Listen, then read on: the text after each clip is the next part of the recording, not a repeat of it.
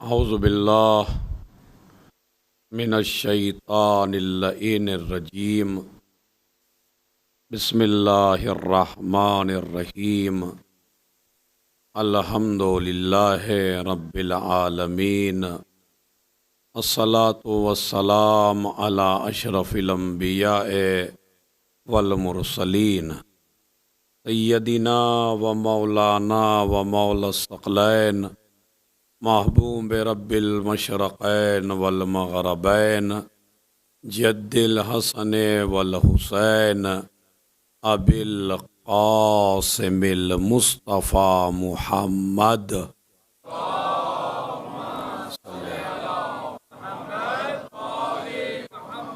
व अला अहले बैतिही अत्तय्यबीन अत्ताहिरीन अल मासूमीन अल मज़लूमीन अल्लज़ीना अज़हबल्लाहु अन्हुमुर रिज्स व तहहरहुम तत्हीरा।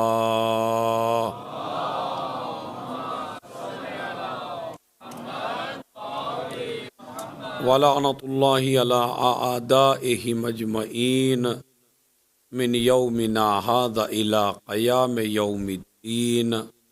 अम्मा बअद।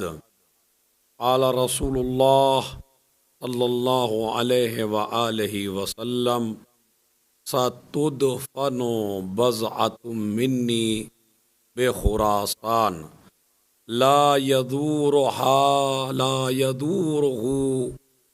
यदूरुहा मोमिनुन इल्ला औजबल्लाहु लहू अल जन्ना व हर्रम जसदहू अलन्नार।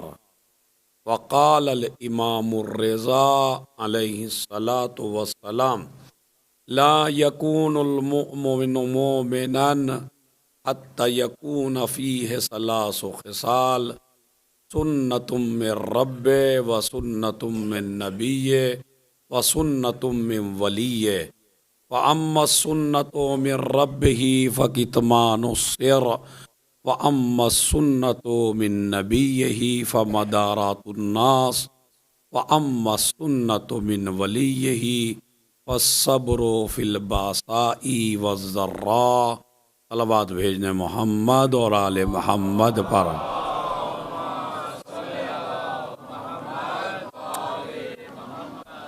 मौज़ूए गुफ्तगू आज की मजलिस के लिए मखसूस है हज़रत इमाम अली रज़ा अलैहिस्सलातु वस्सलाम से।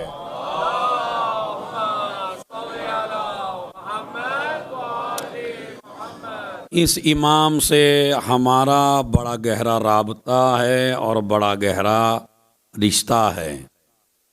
हर नमाज के बाद हम जहाँ हुसैन इब्ने अली की ज़ियारत करते हैं वहीं पे हम 8वें इमाम की ज़ियारत भी पढ़ते हैं और उसके जो अल्फाज हम अपनी ज़बान से अदा करते हैं वो पहला लफ्ज़ है अस्सलामु अलैका या गरीबल ग़ुरबा।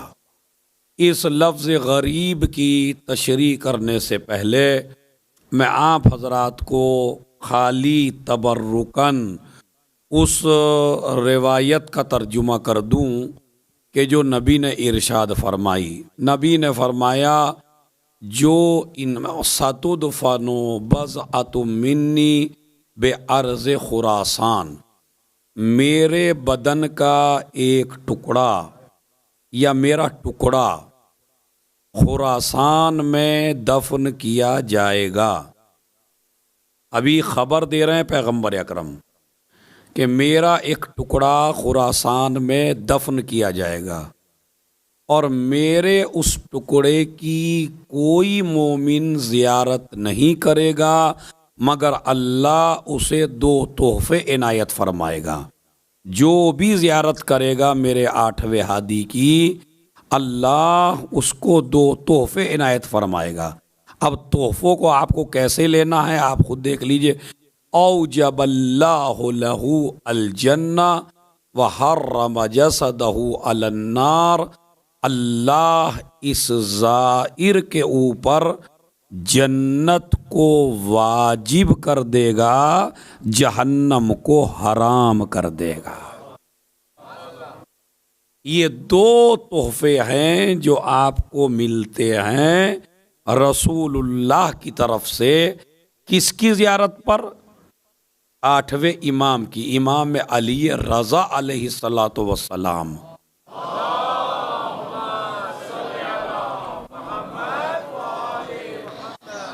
उनकी ज़ियारत पर ये दो तोहफे हैं।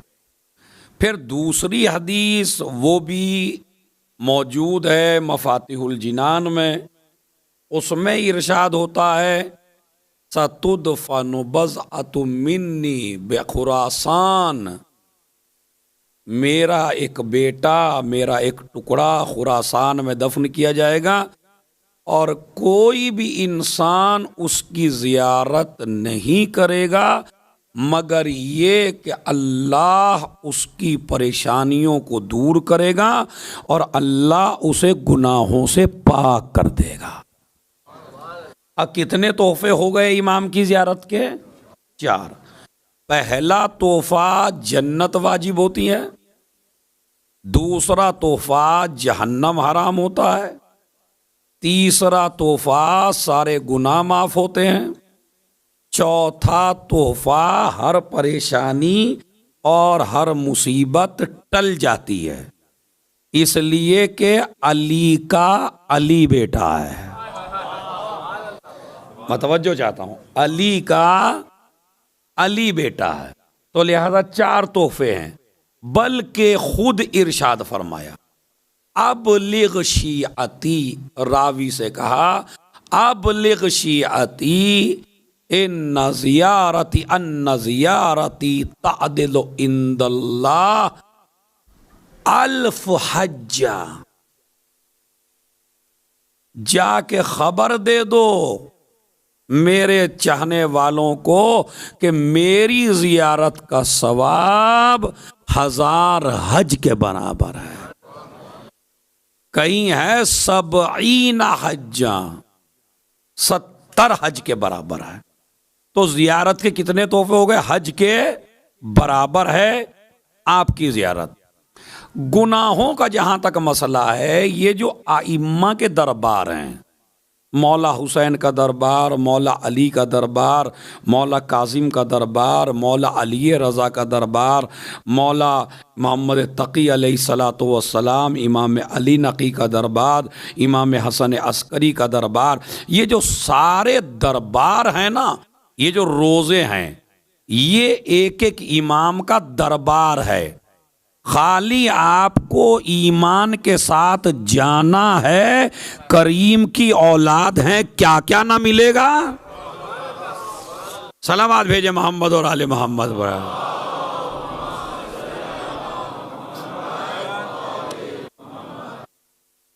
अब एक जगह और मैं रिवायत सुना दूं ताकि ये रिवायतें मुकम्मल हो जाएं। खाली जियारत के बारे में अभी मैं बता रहा हूं कि जियारत की कितनी फजीलत है जो इंसान हमारे इस इमाम की जियारत करे। दूसरी जगह फिर फरमाया कि जो इंसान जियारत करे 8वें इमाम की, कतबल्लाहु लहू अजरा मीत अल्फ शहीद। और इतनी अरबी तो माशाअल्लाह आती है सबसे। कतबल्लाहु लहू मीत अल्फ अजरा मीत अल्फ शहीद, यानी जो इंसान अली रज़ा की, इमाम रज़ा की ज़ियारत को जाए, अल्लाह उसके नामे आमाल में 1,00,000 शहीदों का अजर लिखता। कितना? मीत अल अजरा मीत अल्फ शहीद, 1000, 1,00,000, 1000 नहीं, मीत अल्फ, यानी 1,00,000 शहीदों का सवाब एक तरफ और ज़ाहिर इमाम अली रज़ा का सवाब एक तरफ। उसके बाद दोबारा ये मीत अल्फ सिद्दीक, यानी 1 लाख शहीदों का अजर मिलेगा और 1 लाख सिद्दीक का अजर मिलेगा। और फिर यही रिवायत नहीं रुकती, मीत अल्फ हज्जा व उम्रा, 1 लाख हज और 1 लाख उम्रों का सवाब लिखा जाए।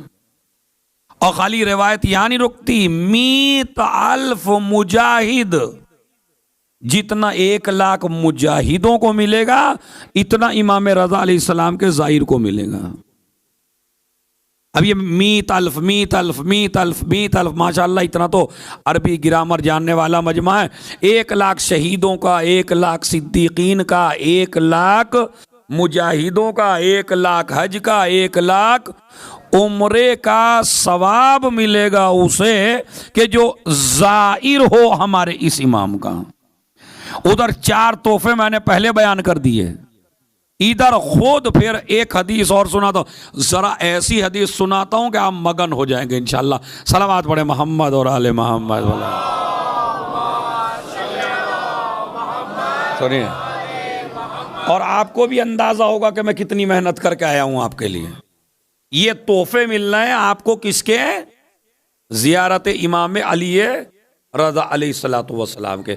उसके बाद आइए फिर फरमाते हैं, क्या फरमाया? काला मूसा बिन जाफर अल काजिम अलैहिस्सलातु वस्सलाम, हमारे 7वें इमाम ने फरमाया, मन ज़ारा कब्रा वलदी अली, जिसने मेरे बेटे अली की जियारत की, कान लहू इंदल्लाह सबईन हज्जा मबरूरा, जिसने मेरे बेटे अली की जियारत की, अभी रोजा बना नहीं है, अभी कब्र तैयार नहीं हुई है, अभी बता रहे हैं कि जिसने मेरे बेटे अली रजा की कब्र की जियारत की, अल्लाह उसके नाम आमाल में 70 हज्जा, 70 हज लिखेगा।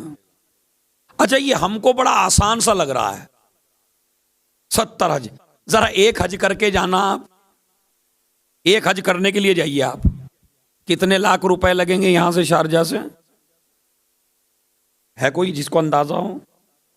मेरे ख्याल में इंडिया के लिहाज से 4-5 लाख, इंडिया में 4-5 लाख लगते हैं, पाकिस्तान में 8-10 लगते होंगे, और यहां पे कितना लगता है जी? है 40,000 दिरहम। तो वही हो गया ना, 40,000 दिरहम का मतलब है वही हो गया 8-10 लाख। तो इतने 5-6 लाख लगा लीजिए, है 22 लाख। अच्छा चलिए, 22 लाख रुपए लगा के आप हज करने के लिए गए। जरूरी नहीं है कि हजर असवद का बोसा मिले, जरूरी नहीं है कि हजर असवद का बोसा मिले, मुमकिन नहीं हो, क्या पता मिले क्या पता ना मिले। अच्छा, इतनी मेहनत से हज किया, क्या गारंटी है कि कबूल है? इसलिए कि जरूरी नहीं जो हज पे गया हो वो हाजी हो। का ये शक्लें बदल जाती हैं भाई, हमें लगता है हाजी हैं, लेकिन जो हकीकत की नजर से देखता है जरूरी नहीं है कि हज कबूल हो। इसलिए कि हज कबूल होने की एक शर्त है कि जिसकी विलादत की लकीर है उससे मोहब्बत भी हो।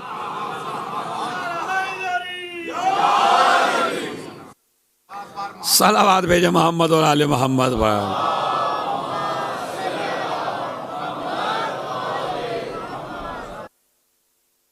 है या नहीं है? तो जरूरी नहीं कि आप हज पे गए तो आपका हज कबूल हो, कोई जरूरी नहीं है। लेकिन इमाम फरमाते हैं मेरे बेटे रजा की जो जियारत करे, 7वें इमाम फरमाते हैं उसे अल्लाह 70 हज मकबूल,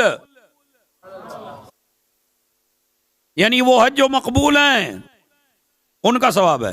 कुल तो अब मेरे जैसा आदमी था, वो आप जैसा था, कहने लगा 70 हज्जा, मौला कहां जियारत आपके बेटे की, कहां 70 हज। मौला ने कहा रुक जा, 70 हज्जा नहीं, 70,000 हज्जा, 70,000 हज। अब वो तो ताज्जुब, उसके तो 70 हजम नहीं हो रहा था भाई। इसलिए कि ये जो हमारा मैदा है ये जल्दी से बहुत सी चीजें बर्दाश्त नहीं करता, इसलिए मैं भी मिंबर पे बहुत संभल के पढ़ रहा हूं, किसी के मैदे में प्रॉब्लम ना हो जाए। इसलिए कि मासूम की रिवायत को हजम करना, इसीलिए अब ये इतनी रिवायत हजम हो रही है, मतलब सब 70 हज का 70 हज नहीं, इसका मतलब उसको 70 हजम नहीं हुए। जब तो ताज्जुब कर रहा, और का 70 नहीं 70,000। बस जब मैं इस रिवायत को पढ़ रहा था मुझे एक रिवायत याद आई, नबी की गोद में हुसैन है, नबी की बेगम बराबर में बैठी हैं, कहा जो मेरे इस बेटे की जियारत करेगा उसे 1 हज। कहने लगी 1 का 2, कहने लगी 2 का 10, कहने लगी 10 का 20, कहने लगी 20 का 50, कहने लगी 50 का 90। अब वो 90 पे खुद ही चुप हो गई। एक मर्तबा नबी ने फरमाया ये तो आप चुप हो गई, वरना कयामत तक ताज्जुब करती रहती तो मैं हुसैन की जियारत का अजर बढ़ाता रहता।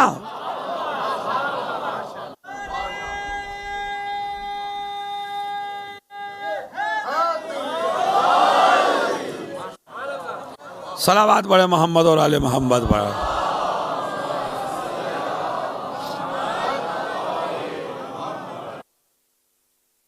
तो 70 हज और 90 हज हुसैन की जियारत के, 90 हज।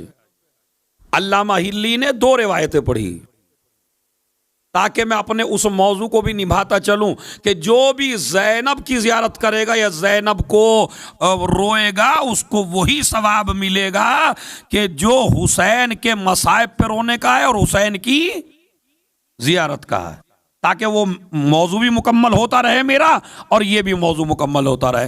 तो जनाब जैनब की अजमत भी आप समझ लीजिए, हुसैन की तो एक मर्तबा का 90 हज के बराबर है।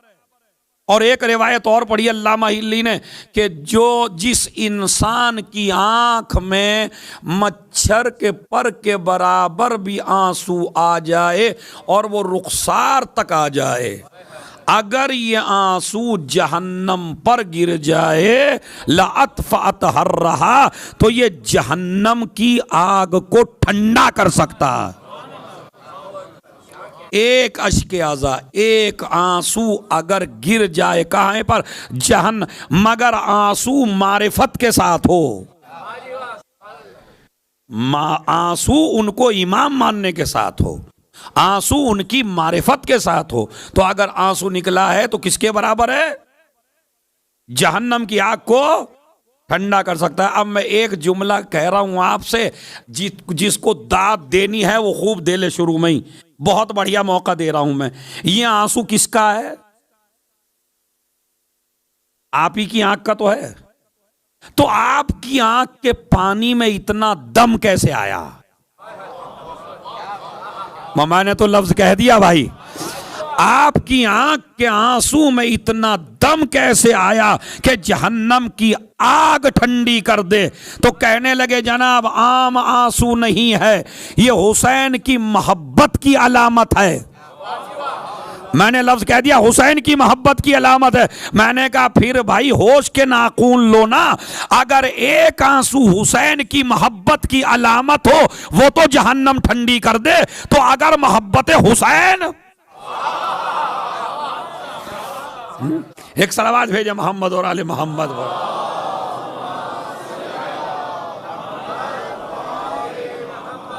तो फिर उस मोहब्बत का क्या आलम होगा।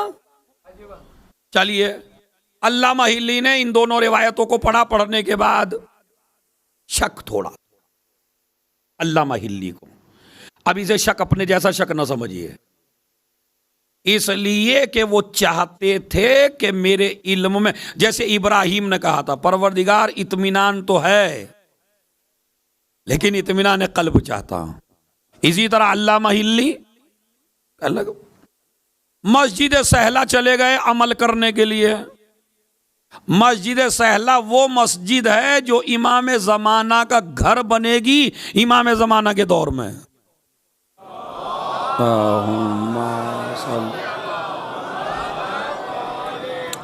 सारे अंबिया जिसमें रहे, मकाम अंबिया व मकाम सालेहीन, मकाम इमाम जाफर सादिक अलैहि, मकाम इदरीस, मकाम इमाम ज़मान, जहाँ इमाम ज़मान आते हैं नमाज पढ़ते हैं, ये मस्जिद इमाम ज़माना का घर बनेगी। जब भी इराक ज़ियारत के लिए जाइए इस मस्जिद में ज़रूर जाइए। ये ऐसे ही है जैसे आप इमाम के घर में इंटर हो गए। तो इमाम ज़माना अपनी फैमिली के साथ जिस मस्जिद में रहेंगे, दारुल खिलाफा मस्जिद कूफा बनेगी, इसलिए कि पहले की भी वही थी,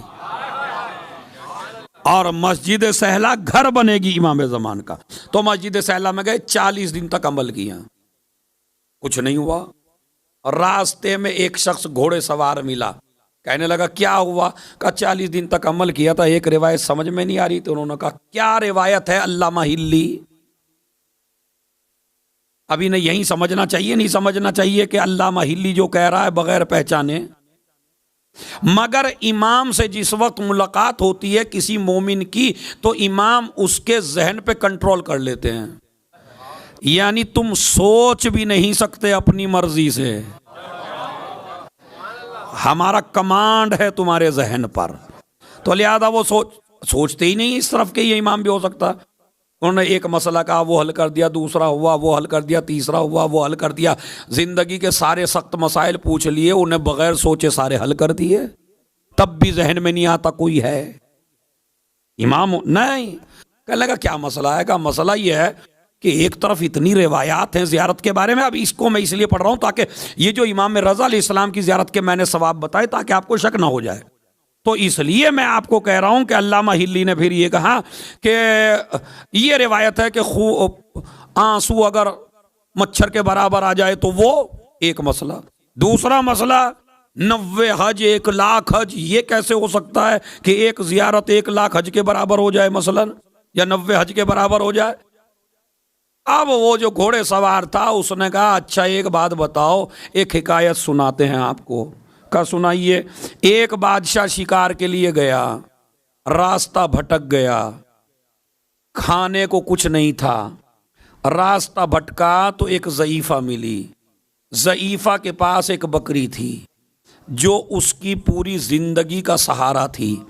उसने पहले दूध पिलाया, दूध के बाद बकरी को काटा, बकरी को काट के गोश्त खिलाया, बेहतरीन कबाब बना के दिए, पेट भर दिया इसका बादशाह का। और बादशाह चलने लगा तो इसने कहा जब आपको कोई ज़रूरत हो तो हमारे पास आ जाना। अब ये बादशाह को इसने वो सब कुछ दे दिया जो इसके पास था। अब बादशाह इससे कह के गया कि जब तुमको ज़रूरत हो तो हमारे पास आ जाना, हम आपको देंगे। अब इस ज़ईफ़ा पे अगर वक्त पड़ जाए और ये ज़ईफ़ा अगर इस बादशाह के पास जाए तो बताओ एक बकरी के बदले में कितना दे? 1000। अल्लामा हिल्ली ने कहा कम है। कहा 2000। कहा ये भी कम है। 80,000। कहा ये भी कम है। 1 करोड़। कहा ये भी कम है। कहा आपको शक नहीं हो रहा है? अरे तवज्जो चाहता हूं भाई, मैं एक आदमी से है, आपको शक नहीं हो रहा है? कहा नहीं, शक की क्या बात है, अगर बादशाह पूरी सल्तनत भी दे दे तो भी इस ज़ईफ़ा का बदला अदा होने वाला नहीं है। एक मर्तबा घोड़े सवार ने कहा तो फिर यहां क्यों शक हो रहा है? हुसैन ने क्या नहीं दिया खुदा को? एक सलावात भेजे मोहम्मद और आले मोहम्मद पर।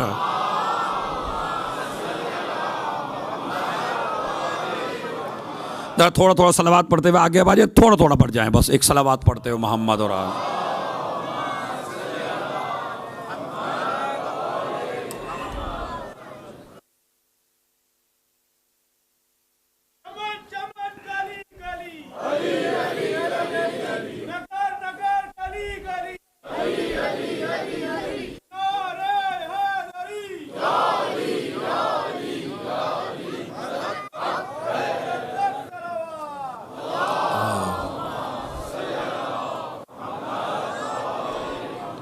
अब जरा माशाअल्लाह, बस अब मैं पढ़ता रहूंगा, एक सलावात और बावाज़े बुलंद पढ़ दें मोहम्मद और आले।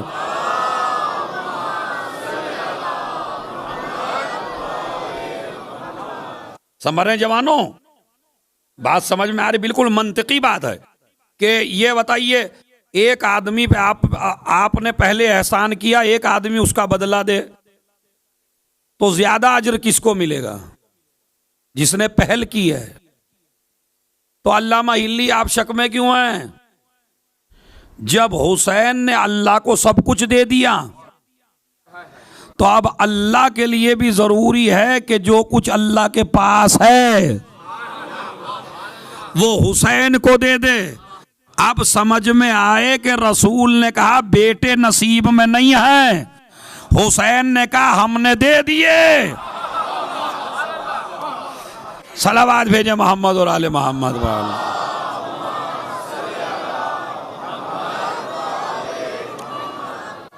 इसलिए कि पूरी ममलकत इस वक्त हुसैन की है। अब ये इमाम रजा उन्हीं के बेटे हैं। अब इमाम ने क्या फरमाया? हमारे साथ इमाम, मंजार कब्र वलदी, जो मेरे बेटे अली रजा की जियारत करे उसको 70 हज।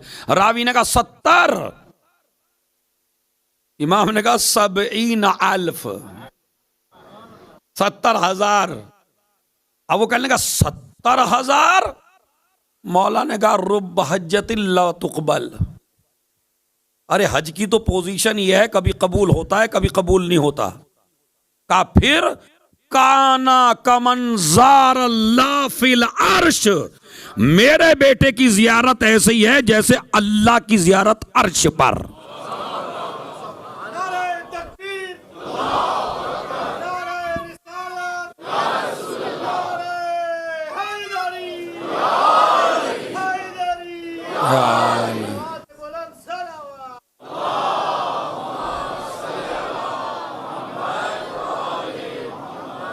सुनिए रुतबा, कान का मंजार अल्लाह फिल अर्श, ऐसी है इमाम रजा की जियारत जैसे कि अल्लाह की अर्श पे जाके जियारत की हो।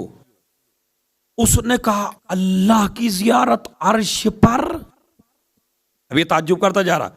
और ने कहा अर्श के पास सिर्फ 4 अशखास अव्वलीन में से होंगे, 4 अशखास आखिरीन में से होंगे, और कोई अर्श पे नहीं होगा। अर्श इलाही के पास सिर्फ 8 आदमी होंगे, 4 अव्वल से 4 आखिर से। उन्होंने कहा अव्वल से कहा नूह, इब्राहिम, मूसा, ईसा, किसी और नबी की हिम्मत भी नहीं है, खाली ये 4 नबी होंगे।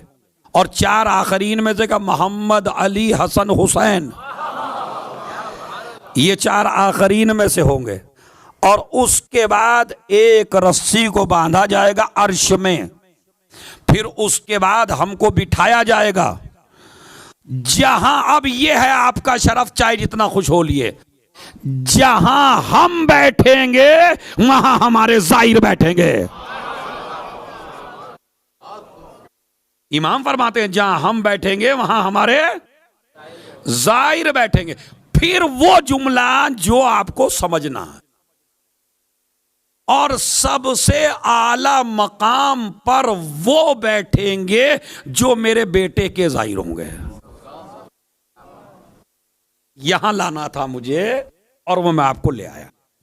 सबसे आला मकाम पर इमाम हुसैन के जाहिरों से भी ज्यादा, मौला अली के जाहिरों से भी ज्यादा, इमाम हसन के जाहिरों से भी ज्यादा, जितने भी इमाम हैं उन सब के जाहिरों से आला मकाम होगा मेरे बेटे अली रजा के जाहिर का। अच्छा ये तो चलिए मैं दूसरी रिवायत पढ़ देता हूं ताकि यहीं इस रिवायत को रोक दीजिए। दूसरी रिवायत, अली इब्ने महजियार इमाम जवाद की खिदमत में आया, आके कहने लगा जियारतुल हुसैन अफजल अम जियारत अबीक, ये बताइए तुम्हारे बाप की जियारत अफजल है या इमाम हुसैन की जियारत अफजल है? नवे इमाम ने फरमाते जियारत अबी, मेरे बाप की जियारत। और ने कहा कैसे? कहा इन्नल हुसैन यजूरुहु कुल्लुन्नास, इमाम हुसैन की जियारत हर आदमी करता है, मेरे बाबा की जियारत खास शिया करते हैं।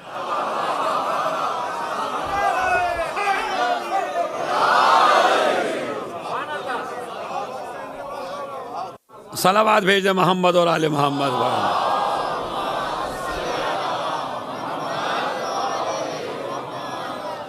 अब इस गहराई को मुझे आज की मजलिस में समझाना है ताकि मेरे जवान मिसगाइड ना हो जाए, मेरे जवान बहक ना जाए कि एक तरफ तो ज़ियारत इमाम हुसैन जो सबसे आला ज़ियारत, एक तरफ 8वें इमाम की ज़ियारत जिसके बारे में इमाम कह रहे हैं नहीं, मेरे बाबा की ज़ियारत मेरे दादा हुसैन की ज़ियारत से भी अफजल है, और इधर इमाम ने फरमाया सबसे आला दर्जा उन्हें मिलेगा। लेकिन अगर मैं आपको 2 लफ्ज बोल दूं खुद ही समझ में आ जाएगा। उसकी वजह यह है कि इमामत का जो अकीदा है हमारे यहां, उसमें यह है कि कामयाब वो नहीं है जो एक को माने और एक को ना माने। समझ गए इंशाअल्लाह जवाब आप? यानी एक आदमी मौला अली को माने, इमाम हसन को ना माने, वो भी जहन्नमी। जो इमाम हसन को माने, इमाम हुसैन को ना माने, वो भी जहन्नमी। जो हुसैन को माने, ज़ैनुल आबिदीन को ना माने। जो छठे को माने, 7वें को ना माने। अरे लफ्ज तो मैंने कह दिया, जो समझना था समझ गए। अब ये न कहिए बाज लोग तो 6 को मानते हैं, बड़ा रोते हैं करबला जाकर। ओ भाई, इमामत के मसले में आपकी अपनी मर्जी चलने वाली नहीं है। नबी ने फरमाया 12 को मानना है।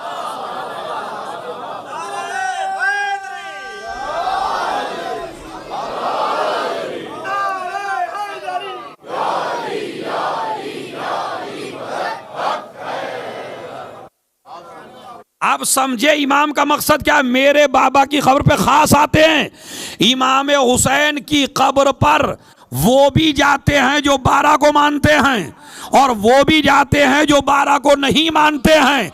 लेकिन मेरे बाबा की कब्र पे वही आएगा जो 12 को माने।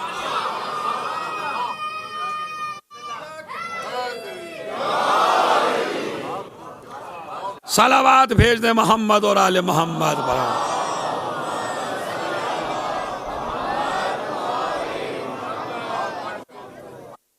मसला समझ में आया? इसलिए कि यहां वही आएगा जो 12वें तक पे अकीदा रखता हो। तो लिहाजा ये इमाम की ज़ियारत जो है वो कहेंगे बराबर 1 लाख हज, 1 लाख उम्रे, 70,000 हज, 70,000 उम्रे, और उसके अलावा जो मैंने आपको बताया, रिपीट नहीं करना चाहता हूं, कितने तोहफे आपको। गुनाहों का जहां तक मसला है, इस इमाम रऊफ की ज़ियारत में 3 लफ्ज रिवायत में इस्तेमाल हुए। लौकाना अददन नुजूम व कतरल अमतार व वरकल अशजार। जो इंसान 8वें इमाम की ज़ियारत को जाए, अगर उसके गुनाह सितारों के मानिंद हों, दरख्त के पत्तों के मानिंद हों, बारिश के कतरों के मानिंद हों, तो अल्लाह उसको इस ज़ियारत की वजह से गुनाहों से पाक कर देता है। यह गुनाहों की माफी की बात है। उसके बाद है वलौ काना विज़रुस सकलैन। अगर जितना सकलैन में वजन है, यानी जमीन और आसमान में, अगर जमीन और आसमान के बराबर भी उसके गुनाह हो, तो अल्लाह इन गुनाहों को माफ कर देगा इस इमाम के सदक़े में।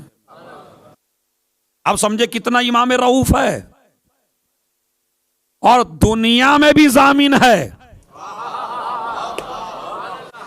आखिरत में भी जामिन है। ये इमाम हर तरह जामिन है आपका, दुनिया में भी जामिन है और आखिरत में भी इमाम जामिन है। जब इनका रोजा बन रहा था तो शेख बहाई अलैहिर्रहमा, जो बहुत बड़े इंजीनियर थे और बहुत बड़े आलिम दीन थे, उन्होंने कहा भाई दरवाजे जब लगाना तो मेरी मर्जी के बाद न लगाना। मेमार जो था उससे कहा, तामीर करने वाले से, दरवाजे लगाने वाले से, कि जब तक मैं न कहूं दरवाजे फिट न करना। अब रोजा इमाम का तामीर होता रहा।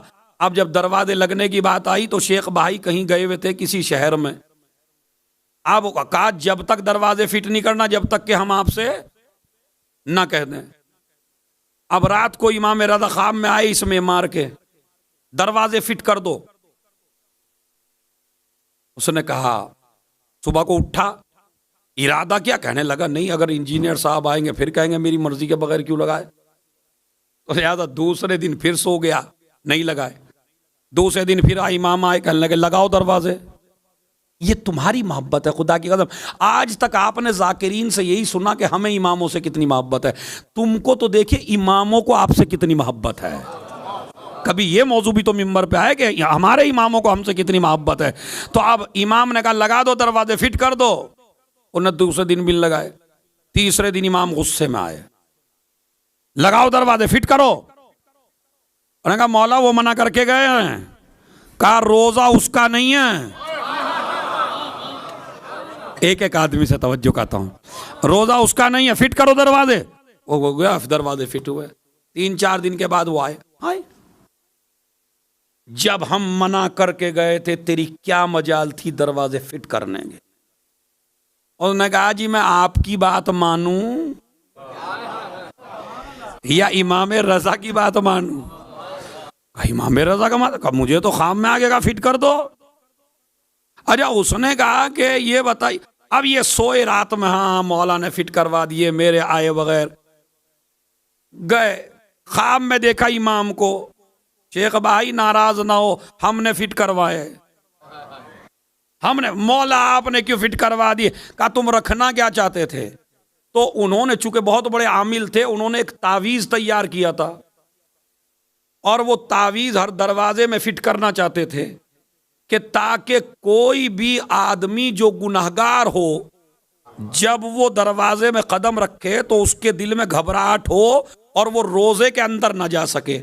खाली रोजे में वही जाए जो पाको पाकीज़ा हो, मोमिन हो, नमाजी हो, हाजी हो, रोजेदार हो, पाबंदे दीन व सलात हो, पाबंदे शरीयत हो। कोई भी गुनाहगार इमाम के रोजे में ना जाने पाए। मैं ये फिट करना चाहता था ताकि वो आपके रोजे तक सिर्फ पाक जाएं। अब जुमला मैं दे रहा हूं, नस्लों तक याद रखना। इमाम ने फरमाया ये तो बता अगर गुनाहगार हमारे पास नहीं आएंगे तो जाएंगे का।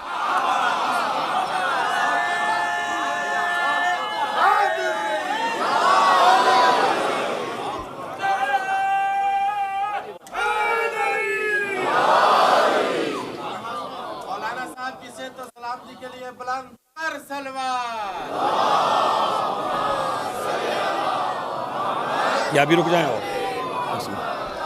और एक सलावत और पढ़े मोहम्मद और आले मोहम्मद पर।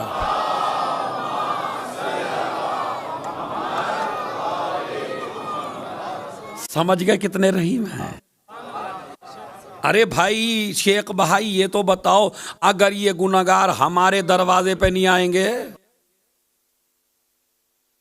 तो ये बता किसके दरवाजे पे जाएंगे।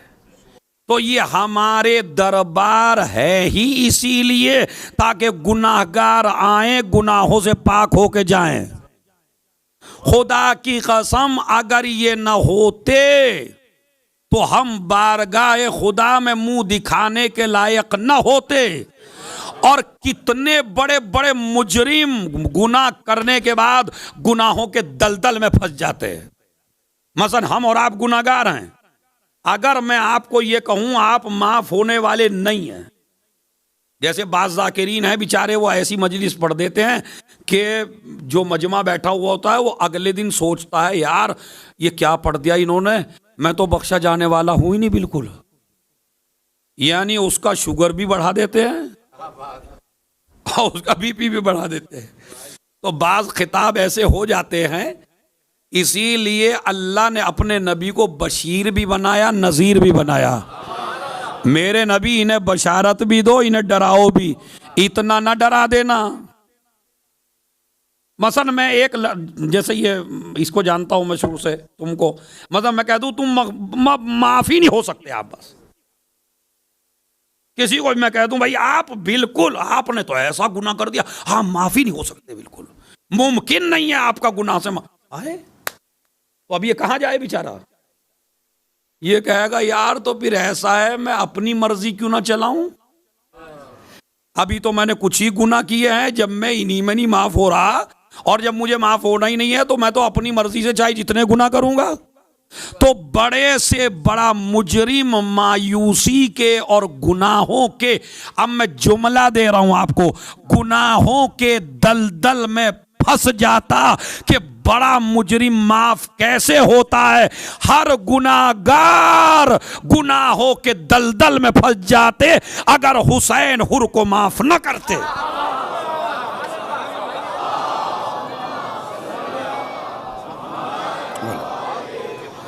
एक सलावत और बावाज़े बुलंद पड़े मोहम्मद और आले मोहम्मद।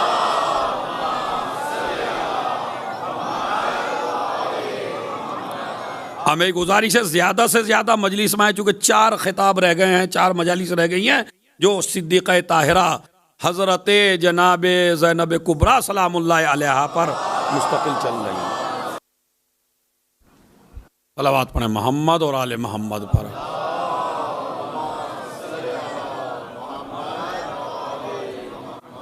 आपने देखा ये ज़ियारत इमाम रज़ा अलैहिस्सलातु वस्सलाम का सवाब है।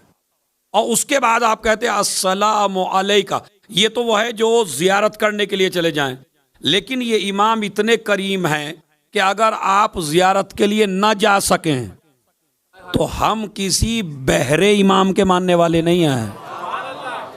हम उस इमाम को मानते हैं कि अगर दूर से भी कहें तो आपकी, अरे दूर से नहीं, अगर दिल में भी कहें, इधर दिल अस्सलामु अलैका या गरीबल गुरबा, है गुरबा के गरीब। अभी गुरबा के गरीब का मतलब क्या, शायद मैंने तशरीह की थी पहले या नहीं की थी, लेकिन आपको कर दूं चुके नया मजमा। गरीब के माना फकीर के नहीं है, गरीब के माना यहां मिस्कीन के नहीं है, गरीब के माना ये नहीं है जिसके पास खाने को ना हो। जितने भी रोजे अभी तक बने हैं सबसे रईस रोजा हमारे 8वें इमाम का। तो आप क्या कहेंगे, गरीबल और गरीब नहीं, गरीब कहते हैं मुसाफिर को, गरीब यानी मुसाफिर। आप रईस भी हैं मगर मुसाफिर हैं, तो आपको इमाम अली फरमाते हैं सफर में आपको कहा जाएगा गरीब। तो चूंकि इमाम अपने वतन से दूर थे तो इसलिए कहा गया गरीबुल गुरबा, वरना आज भी जिस इमाम के रोजे में इतने टन सोना हो, आज भी कर्जा लिया जाता है इमाम के रोजे से, तो भाई पता नहीं कितने करोड़ के तो फूल चढ़ाए जाते हैं इमाम के रोजे पर। बस मैं तो एक ही लफ्ज कहता हूं भाई कि जिस घर के गरीब ऐसे हैं उस घर का अमीर कैसा होगा। और उसकी दलील मैं आपको देता हूं कि गरीब अगर फकीर के माना में होता तो देखता हूं मैं किस में कितना दम है समझने का। अगर गरीब फकीर के माना में होता तो फिर ये जुमला ना कहते अस्सलामु अलैका या सुल्तान अल अरब वल अजम।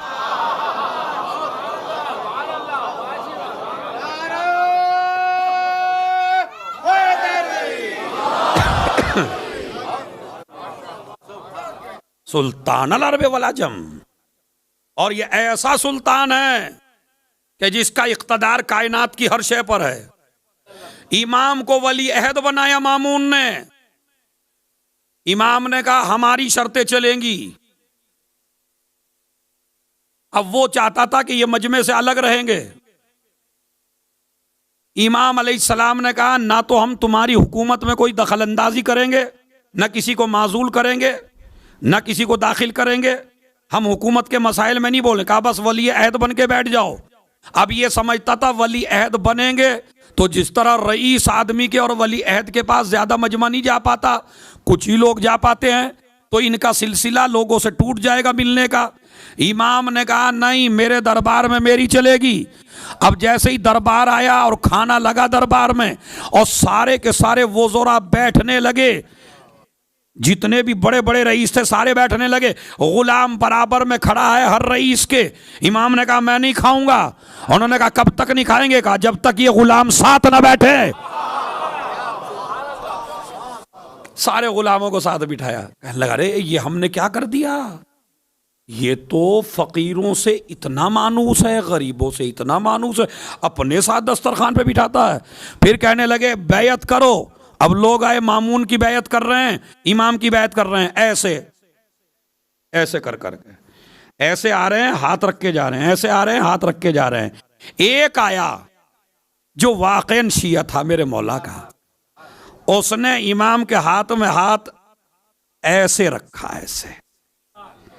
इमाम ने कहा सही बैयत तूने की है, जितनों ने बैयत की उन्होंने की नहीं, तोड़ी है। ऐसे करके टूटती है, ऐसे करके जुड़ती है। बस जैसे ही लोगों ने सुना कि ये तो बैयत गलत हो गई, हाकिम ने हुक्म दिया दोबारा बैयत करो। अब दोबारा बैयत ऐसे की जैसे इमाम ने बताई, मगर इसे पता भी ना चला इमाम ने इसके साथ क्या कर दिया। जब लोग जाने लगे, कहने लगे भाई बैयत का असली हकदार वही है। नहीं समझे आप? बैयत का असली हकदार मामून नहीं है, इमाम रज़ाई है, इसलिए कि जिसे बैयत लेने का तरीका ना आता हो।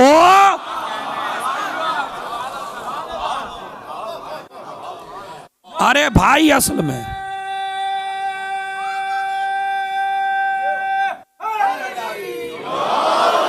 अब मैं देख रहा हूं जहां जहां बैठे हैं, ताकि एक एक आदमी यहां पे आप जो हैं विलायत अली में शामिल हो जाएं।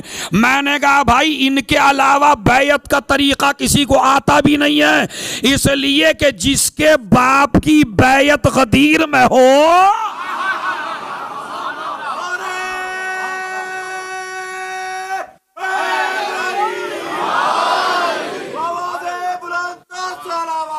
अल्लाह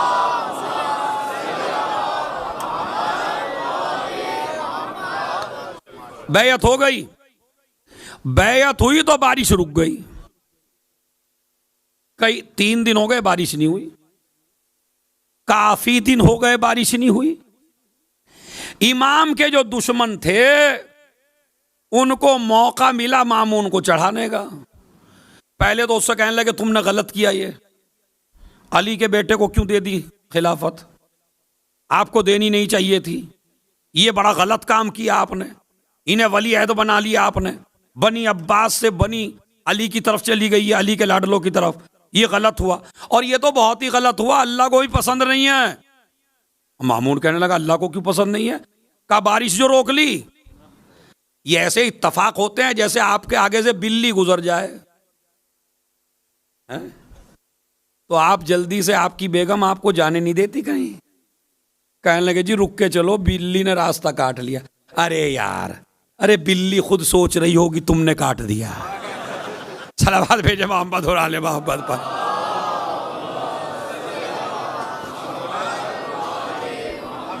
बिल्ली ने रास्ता काट दिया। भाई ये चीजें आले मोहम्मद के चाहने वाले और ऐसी खुराफात में पड़ जाएं। हमारे यहाँ सनीचर को, सैटरडे को हमारे इलाके में बार कहते हैं। बार पाकिस्तान में भी कहते हैं क्या कहीं? ऐसा जी साहब, सनीचर को बार कहते हैं। तो हमारे यहाँ हफ्ते को बार कहते हैं। तो मियाँ उस दिन कोई मर नहीं सकता, बस अगर मर गया तो औरतें डर जाती हैं हमारे इलाके की। ये कहती हैं अब ये मर गया तो बार बार मरेंगे। अब ये तो पता नहीं, ये नाम तुम्हारा रखा हुआ है, बार बार तो कहीं भी नहीं है भाई। अब 40वां हमारे यहाँ इतवार में तो होता है। हमारे मुजफ्फरनगर के इलाके में कोई 40वां बार को नहीं कर सकता, और अगर कर दे तो लोग चढ़ जाते हैं उस पर जाके, औरतें चढ़ जाती हैं। अरे ये क्या कर दिया तुमने, बार को 40वां रख दिया, इसका मतलब है अब बार बार 40वें होंगे। अल्लामा ज़ीशान हैदर साहब एक जगह बेचारे नमाज पढ़ाने गए, अब वो बार को मरा था कोई। अब देखा तो मैयत के साथ 4 गुड़िया रखी हुई हैं सजी हुई। उन्होंने अपनी किताब में लिखा 4 गुड़िया रखी हुई हैं सजी हुई। तो उन्होंने कहा भाई मैं गुड़ियों की नमाज पढ़ाने तो आया नहीं, इसे हटाओ यहाँ से, मैं तो औरत की नमाज पढ़ाने आया हूँ।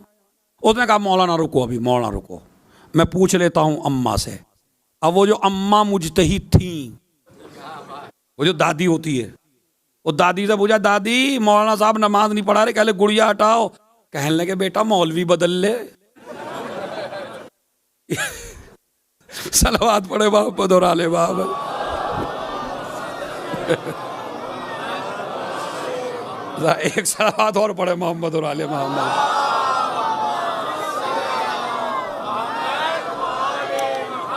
मौलवी बदल लीजिए, चूंकि मरेगा तो हमारा मरेगा, मौलवी तो दोबारा फिर नमाज पढ़ाने आ जाएगा, इसका क्या जाएगा।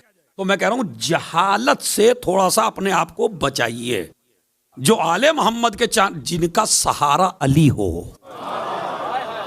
उन्हें दिनों की नहूसत से क्या डरना भाई। जिनका सहारा अमीरुल मोमिनीन हो, उसे ऐसे बिल्ली ने रास्ता काट, अरे तुम भी काट दो उसका यार, काहे को परेशान होना है इसमें। तो खैर उन्होंने ऐसा ही बदशिकोनी की इमाम के भाई, इमाम अलैहिस्सलातो वो सब क्या हो गया, अब बारिश रुक गई, कैसे आदमी को तूने वली बनाया। अब उसने पूछा पहले उन लोगों से जो माहिरीन मौसमियात थे, और उनको बुला लिया मामून ने, कहा यार ये बताओ कि कुछ चांस हैं बारिश होने के या नहीं है। कहले नहीं कोई चांस ही नहीं है।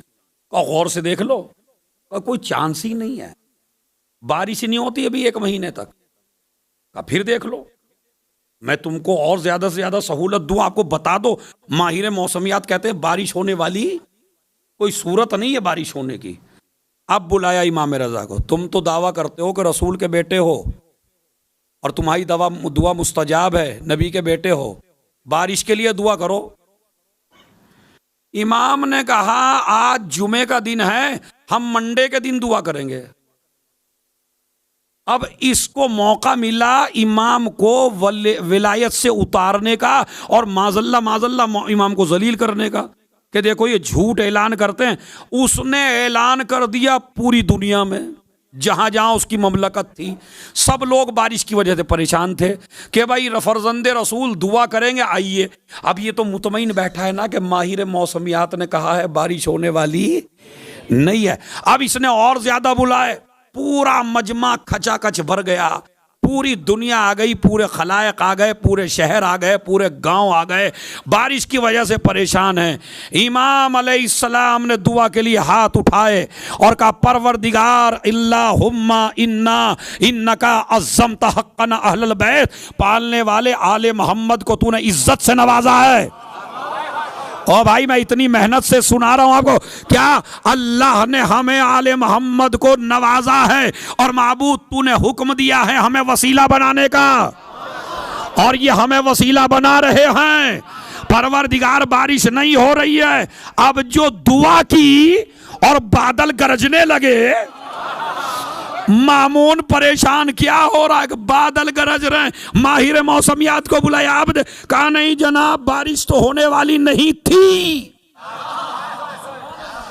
अरे ये बादल कैसे गरज रहे हैं, कहा इसी में तो हम ताज्जुब में हैं। इसका मतलब है पूरी दुनिया मौसम के ताबे है, मौसम जिसके ताबे हो उसे इमाम कहते।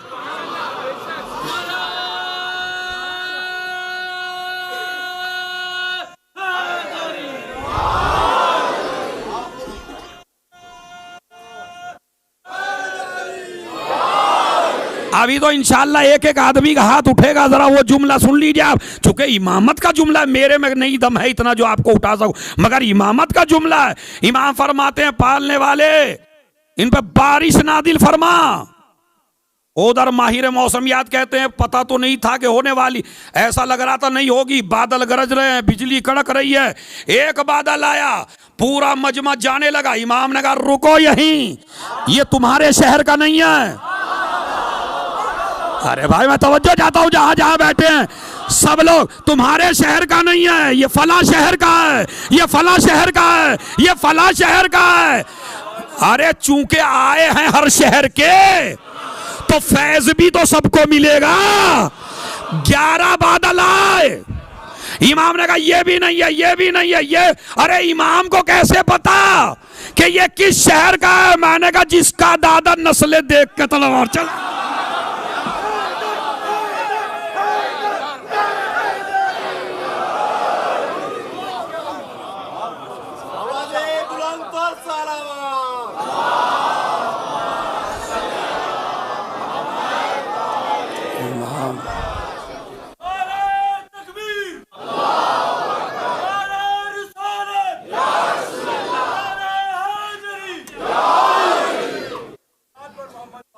अल्लाह।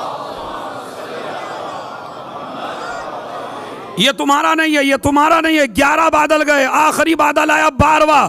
इमाम ने कहा अब अपने घर जाओ। मगर मैं घंटों तक रिवायत पढ़ता रहा, एक एक लफ्ज देखता रहा। आज पूरा दिन मुझे इस पे लगा, इस लफ्ज पे। वो लफ्ज दुखी क्या है? कहा बादल जब तक नहीं बरसेगा, जब तक एक एक आदमी तुम्हारा घर ना पहुंच जाए। अरे कितना कंट्रोल है।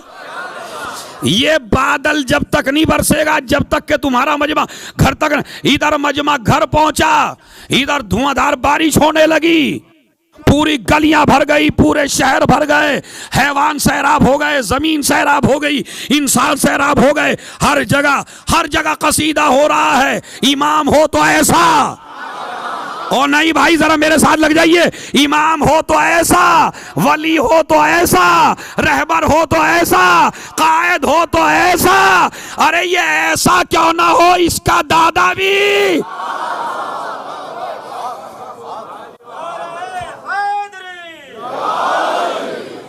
अब मैं वो लफ्ज कह रहा हूं जो मेरी मजलिस का सबसे कीमती लफ्ज है, खुदा की कसम सबसे कीमती लफ्ज है।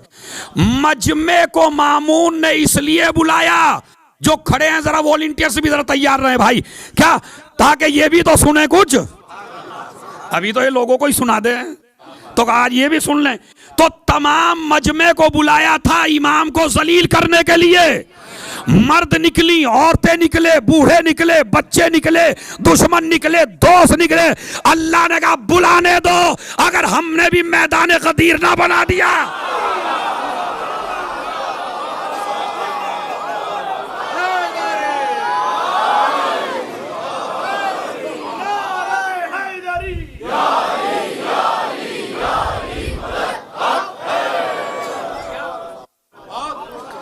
हम भी मैदान को मैदान गदीर बना देंगे।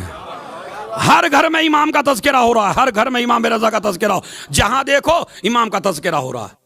अब ये जलने वाले जल गए, वो मौसम के जो माहिर थे वो जले बैठे हैं। वही इन्होंने तो हमें भी जलील करवा दी, हमारी रोटी रोजी भी बंद हो गई। अब बादशाह को हम पे यकीन नहीं है। अब एक था मलाउन हमीद इब्ने कहतबा, यह नाम उसका कुछ और है, हमीद इब्ने महरान कुछ इस तरह का नाम है।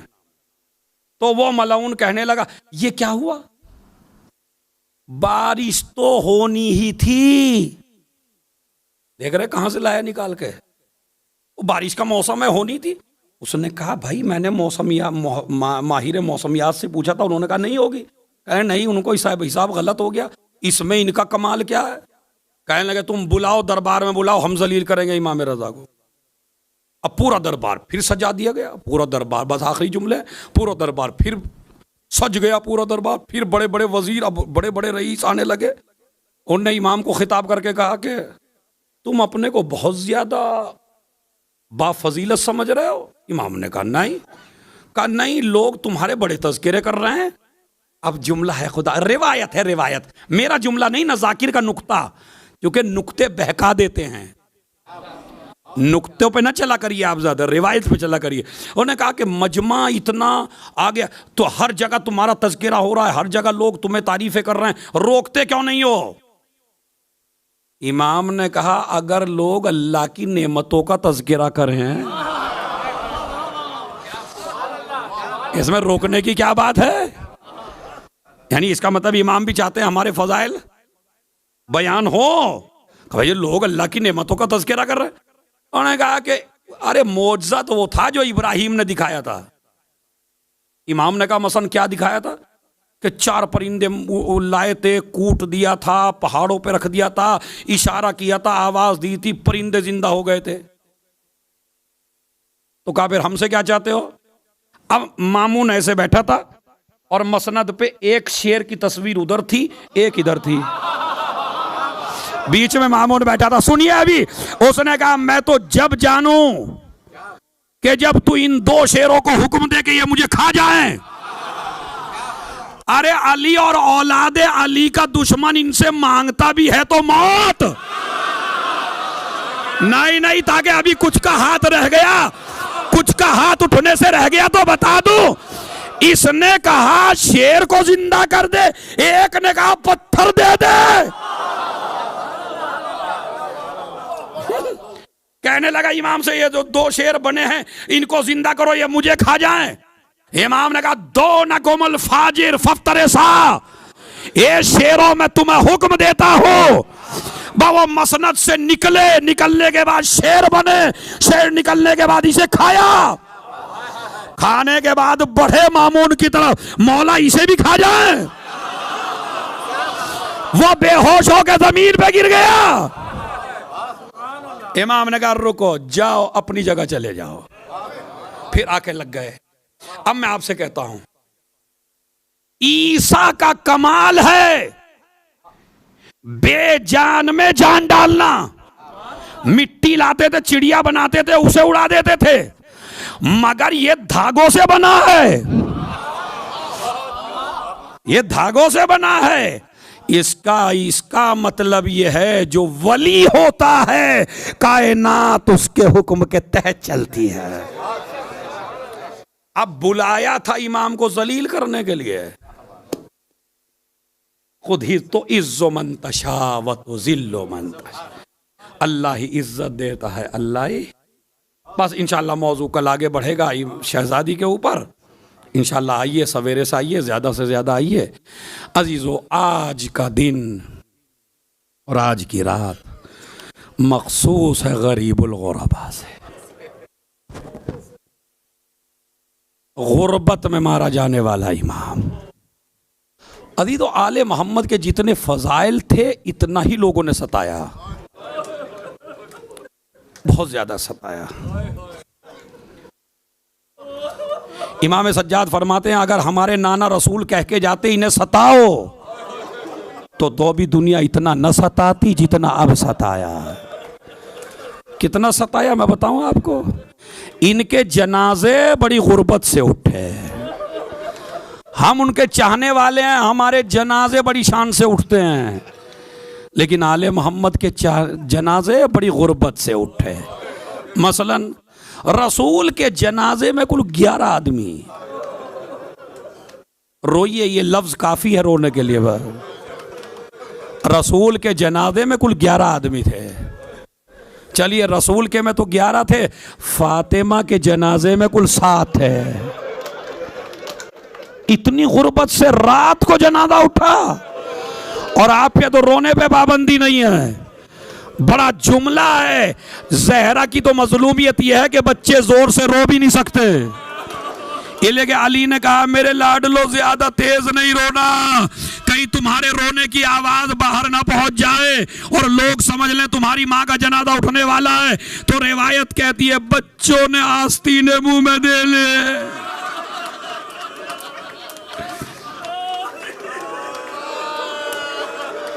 बच्चों ने आस्तीने मुंह में दे ली। अली का जनाजा उठा तो खाली औलाद, आगे से खुद उठ रहा है, पीछे से हसन हुसैन उठा रहे हैं। और वसीयत की है मेरे मौला अली ने, ए हसन मेरी 4 कब्रें बनाना, मेरी 4 ताबूत बनाना। कहा क्यों? कहा बनी उमैया के लोग मेरे इतने दुश्मन हैं, कहीं मेरा जनाजा निकाल कर गलियों में ना फिराएं। तो अली का जनाजा भी गुर्बत से उठा। हाँ, एक जनाजा था जिसमें कुछ लोग थे, हसन का जनाजा, मगर हसन के जनाजे को तीरों की बारिश, हसन का जनाजा तीरों की बारिश कर दी गई। बहनों ने अपने हाथ से तीर निकाले, मगर हुसैन का जनाजा तीरों पे मोहल्ला, इतने पत्थर कि एक मर्तबा ज़ैनब कह रही है हल अंता अखिल हुसैन, क्या तू ही मेरा वाला है? इंशाअल्लाह ताबूत निकलेगा, मैं इशारा करूंगा जब ताबूत आएगा पहले मुझे मसाइब पढ़ने दें ताकि शहादत का कुछ हक अदा हो सके। रिवायत खूब रोइए इंशाअल्लाह। अजीज़ो, ज़ैनब ने क्या देखा? पहले हुसैन के सीने पे घोड़े दौड़ाए गए, और जब सीना जमीन से मिल गया फिर हुसैन की कमर पे घोड़े दौड़ाए, और जब कमर पे घोड़े दौड़ा दिए, हुसैन की उंगली में एक अंगूठी थी, एक जालिम आया, पत्थर मारा, अंगूठी ना निकली। एक मर्तबा ज़ैनब ने देखा वो जालिम फिर आया, छोटा सा खंजर निकाला, हुसैन की उंगली को काटा। ज़ैनब ने मदीने का रुख किया, ए अम्मा, अरे ये मेरा हुसैन।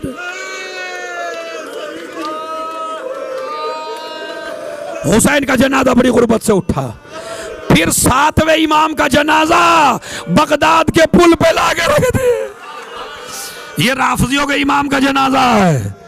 हाय, मगर जब इस इमाम का जमाना आया, कौन है मेरा मौला, जरा सुनिए।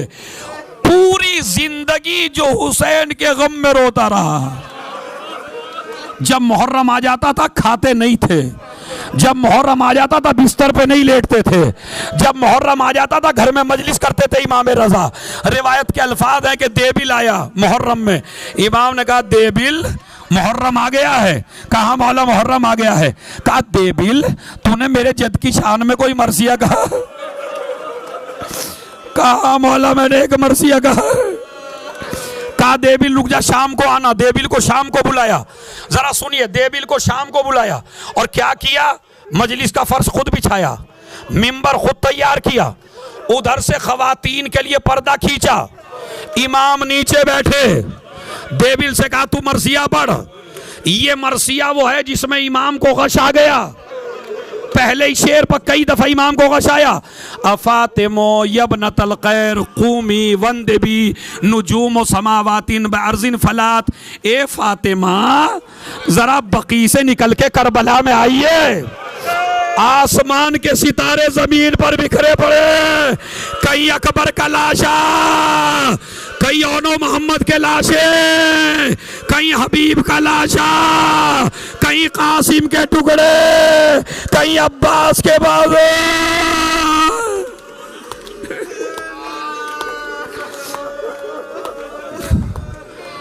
सुनिए जरा, सुनिए सुनिए। ये शेर पढ़ा, एक शेर बता रहा हूं बस, शेर जिस पे इमाम को गशा गया। अब मैं आराम से पढ़ता हूं, खुदा की कसम बिस्तर पे भी लेटेंगे ना तो चैन नहीं आएगी आज आपको। बना तो ज़ियादिन फिल कुसूर मसूनतुन व बना तो आले रसूलिल्लाह फिल फलवात। पता क्या कह दिया, इमाम बेहोश हो गए। दुश्मनों की बेटियां महलों में आराम कर रही हैं। हाय हाय हाय, दुश्मनों की बेटियां महलों में आराम कर रही है। नबी की नवासिया, शराबियों का मजमा, मुनादी निदा दे रहा, ये ज़ैनब है।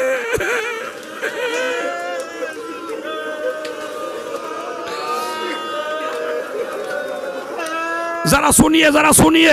बना तो ज़ियादिन फिल कुसूर मसूनतुन, दुश्मनों की बेटियां महलों में आराम कर रही हैं और नबी की नवासिया शराबियों के मजबे में बेमखना चादर फिर रही है। फिर कहा आले मोहम्मद इतने गरीब हैं, इनकी कब्रें भी एक जगह नहीं है। कोई बकी में सो रहा है, कोई नजफ में सो रहा है, कोई करबला में सो रहा है, कोई काज़मैन में सो रहा है। घर कहीं, कुनबा कहीं, कब्रें कहीं, अरे कोई करीब नहीं है। एक मर्तबा मेरा इमाम खड़ा हुआ और खड़े होके कहा देबिल एक शेर मेरा भी अपने मरसिये में लिख ले। कहा मौला क्या? कब्रुन बेतूसिन या लहा मिन मुसीबतिन, एक गरीब की कब्र तूस में भी बनेगी। बस जैसे ही कहा मौला किसकी? कहा तेरे इस गरीब इमाम की। एक मर्तबा औरतों की तरफ से चीखने की आवाज आई, मौला देबिल को रोक दो, मासूमा कुम को गश आ गया। सर पीट के रोए गए एक आदमी, मासूमा कुम को गश आ गया। मैंने बीबी के सामने हाथों को जोड़ा, ए बीबी तुमने खाली इतना सुना तुम्हारा भाई गुर्बत में मारा जाएगा तो तुमको गश आ गया। जरा करबला के मैदान में आओ, हुसैन का गला, शिमर का खंजर ज़ैनब देख रही है, आवाज देती है ए पिसरे साथ, अरे मेरा माँ जाया मारा जा रहा, अरे तू